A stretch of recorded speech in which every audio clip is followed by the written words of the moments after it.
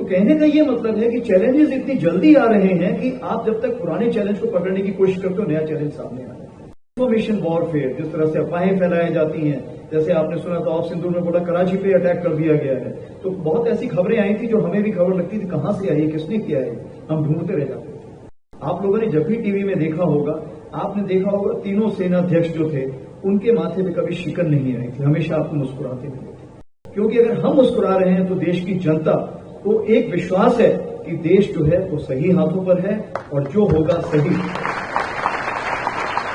जो भी उसका ऐसा आला था जो हमारे ऊपर अटैक कर सकता था, उसके ऊपर हमने जाके अटैक किया और उसके लिए चाहे हमें घर में घुस के मारने की जरूरत पड़ी, 100 किलोमीटर तक हम गए। आगे आने वाले दिन कैसे होंगे उसके लिए आप और हम किम कर्तव्य विमूढ़ हैं। हमें पता नहीं कल कैसे आने वाला है।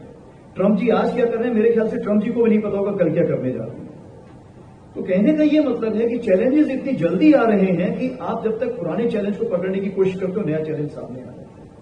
और वही सुरक्षा चुनौतियां जो हैं हमारी सेना के सामने, चाहे वो सीमा पर, चाहे आतंकवाद हो, चाहे प्राकृतिक आपदा हो, या साइबर वॉरफेयर जो नया शुरू हुआ है, स्पेस वॉरफेयर, सैटेलाइट्स वगैरह जो नई चीजें शुरू हुई हैं, केमिकल, बायोलॉजिकल, रेडियोलॉजिकल जो नया शुरू हुआ है, और जो इंफॉर्मेशन वॉरफेयर, जिस तरह से अफवाहें फैलाई जाती हैं, जैसे आपने सुना था ऑफ सिंदूर में बोला कराची पे अटैक कर दिया गया है, तो बहुत ऐसी खबरें आई थी जो हमें भी खबर लगती थी कहां से आई है, किसने किया है, हम ढूंढते रह जाते थे।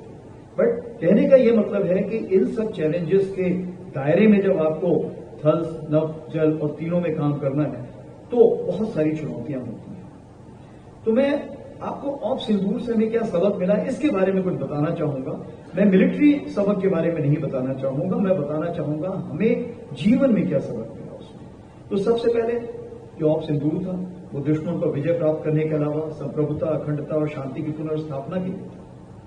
जब प्रधानमंत्री जी ने मुझे ऑपरेशन सिंदूर बताया कि इसका ये नाम होगा, जैसे आपको पता है कारगिल के दौरान आर्मी ऑफ विजय नाम रखती थी, एयरफोर्स ऑफ सफेद सागर नाम रखती थी, इस बार प्राइम मिनिस्टर जी ने खुद ही बोला कि ये नाम होगा। तो सबसे बड़ा फायदा क्या हो गया, पूरे देश में सिर्फ एक ही नाम था, ऑफ सिंदूर। और इसने कैसे पूरे देश को जोड़ा।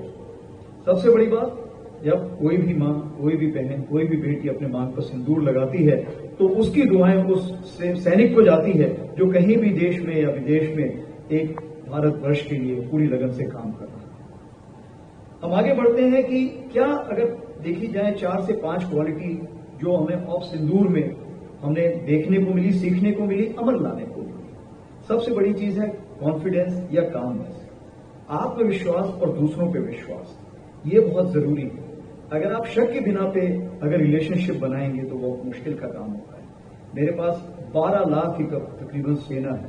उसी प्रकार से जल सेना यानी नौसेना दिनेश त्रिपाठी जी के पास है। उसी प्रकार से मेरे बहुत ही क्लोज फ्रेंड जो मेरे कोर्समेट भी हैं, हम सन 81 से साथ में हैं, air chief marshal AP Singh, उनके पास भी अपनी एयरफोर्स है।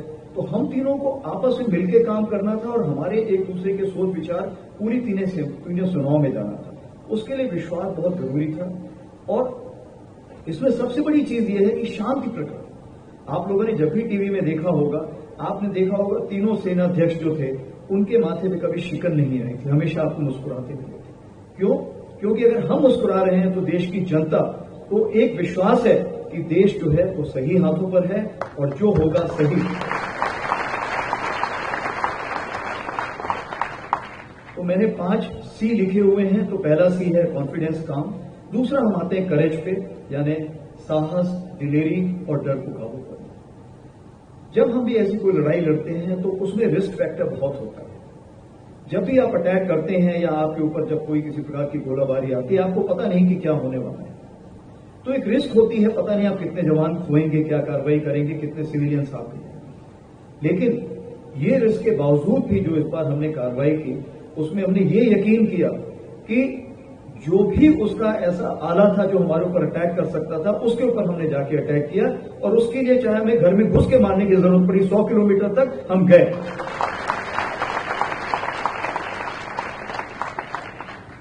और रिस्क फैक्टर में आप देखते हैं कारगिल के दौरान भी हर जगह आपने देखा है कि जब एक सोल्जर होता है, एक सैनिक होता है, सामने से बुलेट चलती रहती है, लेकिन फिर भी वो बुलेट के सामने से चलता रहता है। क्यों? कि मातृभूमि की तरफ जो उसका प्रेम है, अपने साथियों की तरफ जो प्रेम है, वो बहुत ही अटूट है। अभी हम तीसरे सी पर आते हैं, जिसको बोलते हैं क्लैरिटी। क्लैरिटी का ये मतलब होता है स्पष्टता। तो इस बार ऑपरेशन सिंदूर में सबसे बड़ी चीज ये थी कि जो हमारे पॉलिटिकल लीडर्स थे, उनके सोच विचार में बहुत क्लैरिटी, बहुत स्पष्टता थी, बहुत निर्देश अच्छे थे कि मैं आपको खुली छूट देता हूं।